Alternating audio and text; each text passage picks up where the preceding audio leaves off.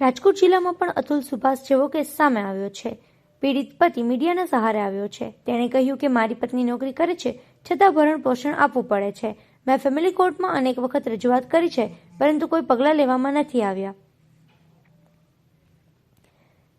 તેમણે જણાવ્યું કે અતુલ સુભાષના કેસ પહેલા કોર્ટમાં અરજી કરી હતી કે મારી સાથે કોર્ટ દ્વારા અને પત્ની દ્વારા માનસિક ત્રાસ આપવામાં આવે છે, તેનાથી કંટાળીને અઘટિત પગલું ભરવું પડશે। જુલાઈ 2021થી મારો કોર્ટ કેસમાં ચાલી રહ્યો હતો, ત્યારથી હું ભરણ પોષણ આપી રહ્યો છું।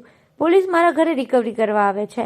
હદ તો ત્યારે થઈ જ્યારે મેં મારી સાથે થયેલ અન્યાય બાબતે પ્રિન્સિપાલ જજને ફરિયાદ કરી, ત્યારે એવું કહેવામાં આવ્યું કે તારાથી થાય તે કરી લેજે। આ પ્રકારનું વર્તન કેટલું યોગ્ય? મારું ગામ રાજકોટ જિલ્લાનું છે। આજથી 10 વર્ષ પહેલા મારા લગ્ન થયા હતા।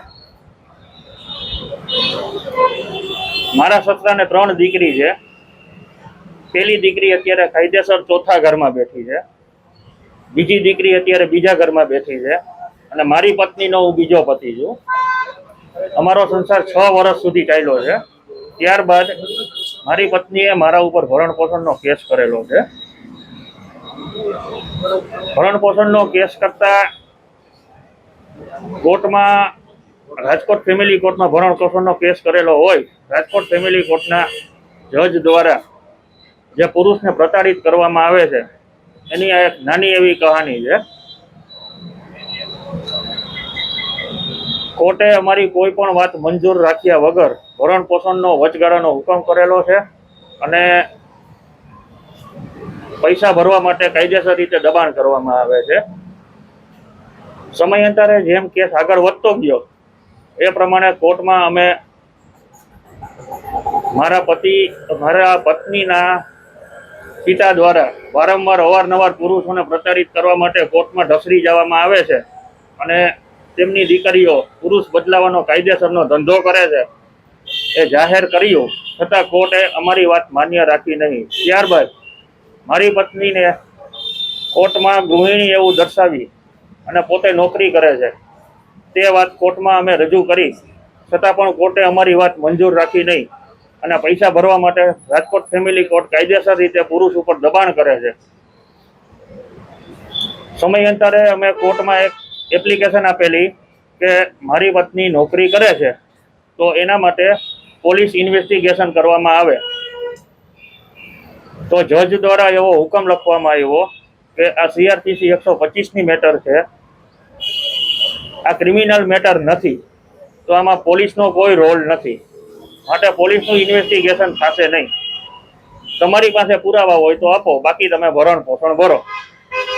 કોર્ટનો હુકમ અમે માન્ય રાખ્યો। વચગાળાની 2 રિકવરી દાખલ કરવામાં આવી, જે અમે પૂરી કરેલી।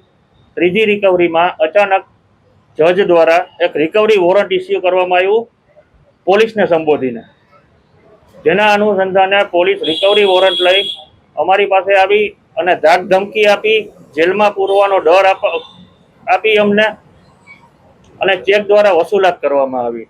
ઈ ચેક રાજકોટ ફેમિલી કોર્ટમાં જમા કરાવવામાં આવ્યો અને જજ દ્વારા રાજકોટ ફેમિલી કોર્ટના ખાતામાં ડિપોઝિટ કરવામાં આવ્યો। જો મારી પત્ની નોકરી કરે છે, ઈ તપાસ માટે પોલીસ ઇન્ક્વાયરી કરવાનું કહીએ તો ક્રિમિનલ મેટર નથી, અને અમે પૈસા ભરવામાં મોડું કરીએ તો પોલીસ આવી જાય, આ ક્રિમિનલ મેટર। આ ભારત દેશનું ન્યાયશાસ્ત્ર છે।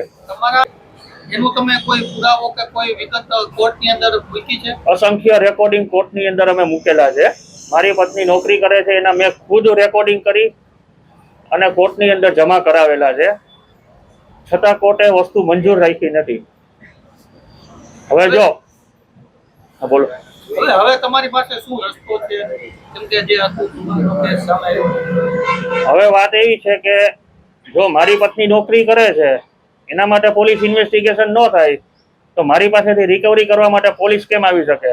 અવારનવાર સુપ્રીમ કોર્ટ અને હાઈકોર્ટ એવું કહે છે કે પોલીસ રિકવરી એજન્ટ નથી, સિવિલ મેટરમાં પોલીસે ઇન્ટરફિયર થવાનો કોઈ અધિકાર નથી, તો પોલીસે રિકવરી કેમ કરી? અને આ બધી તમામ પ્રક્રિયાની લેખિતમાં ફરિયાદ અમે રાજકોટ ફેમિલી કોર્ટના પ્રિન્સિપાલ જજને કરેલી, તો પ્રિન્સિપાલ જજે એમ કીધું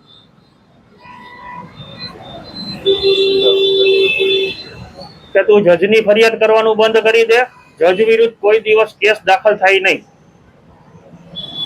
હવે જો તે આવી જજની ફરિયાદ કરી છે તો તારા ઉપર કન્ટેમ્પનો કેસ ચલાવીશ અને તને જેલમાં નાખી દઈશ. તારાથી થાય એ કરી લેજે. આ રાજકોટ ફેમિલી કોર્ટના જજે એના હોદ્દા ઉપર બેસી ખુલ્લી કોર્ટમાં આવું અમને કીધેલું છે.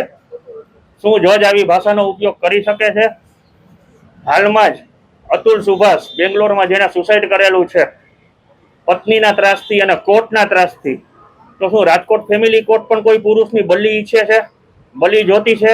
કેટલા પુરુષની બલી જોતી છે? રાજકોટ ફેમિલી કોર્ટ લેખિતમાં આપી દે. તમારી શું પરિસ્થિતિ છે? તમારે પણ આ પ્રકારની પરિસ્થિતિમાંથી નીકળવું પડ્યું હોય? રાજકોટ ફેમિલી કોર્ટને એક રિક્વેસ્ટ લેટર લખેલો છે મેં કે આ કોર્ટની દાદાગીરી અને પોલીસની દાદાગીરી થી હું અત્યંત ત્રાસી ગયો છું. જો આ કેસમાં નિષ્પક્ષ અને ન્યાયોચિત કાર્યવાહી નહીં થાય તો શાયદ રાજકોટમાં પણ અતુલ સુભાષ જેવું થાય તો નવાઈ નથી. અને જો ફેમિલી કોર્ટના જજ હોદ્દા ઉપર બેસી અને એમ કહે કે તારાથી થાય કરી લેજે તો નાગરિક કાયદાનું પાલન કરશે, એ વાતમાં માલ નથી. કોર્ટે નાગરિક કાયદાનું પાલન કરે ને એવી કોર્ટ અપેક્ષા નહીં રાખી શકે.